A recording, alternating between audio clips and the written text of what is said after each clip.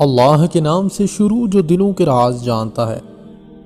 جب کوئی دوست تمہیں اپنا راز بتائے تو سمجھ لینا کہ وہ اپنی عزت تمہیں امانت دے رہا ہے، اس میں کبھی بھی خیانت مت کرنا۔ کسی کا عیب تلاش کرنے والے کی مثال اس مکھی جیسی ہے جو سارا خوبصورت جسم چھوڑ کر صرف زخم پر ہی بیٹھتی ہے۔ وقت اور دوست دو ایسی چیزیں ہیں جو انسان کے اختیار میں نہیں۔ وقت انسان کو مجبور اور دولت انسان کو مغرور بنا دیتی ہے۔ کامیابی حوصلوں سے ملتی ہے، حوصلے دوستوں سے ملتے ہیں، دوست مقدر سے ملتے ہیں اور مقدر انسان خود بناتا ہے۔ 3 چیزیں ایمان کو تباہ کر دیتی ہیں: امیروں کی محفل، عورتوں کی صحبت، جاہلوں سے بحث۔ جو شخص تمہارا غصہ برداشت کر لے اور ثابت قدم رہے تو وہ تمہارا سچا دوست ہے۔ 100 دوستوں سے بہتر وہ دشمن ہے جو دل میں نفرت تو رکھتا ہے لیکن منافقت نہیں کرتا۔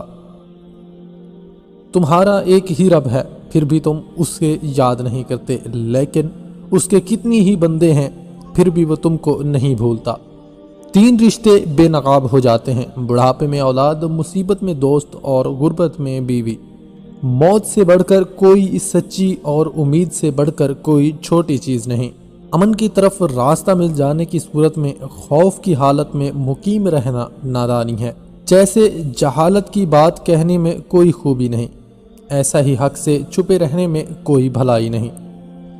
دولت مند کی مستی سے خدا کی پناہ مانگو، یہ ایک ایسی لمبی مستی ہے کہ اس سے بہت دیر میں ہوش آتا ہے۔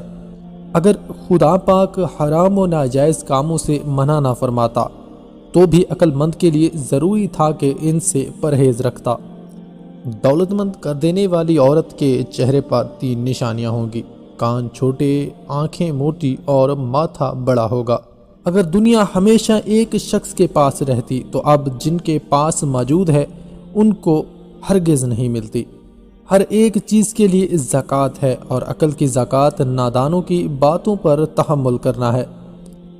جس نے تجھے ذلیل سمجھا، اگر تجھے عقل ہے تو بے شک اس نے تجھے فائدہ پہنچایا۔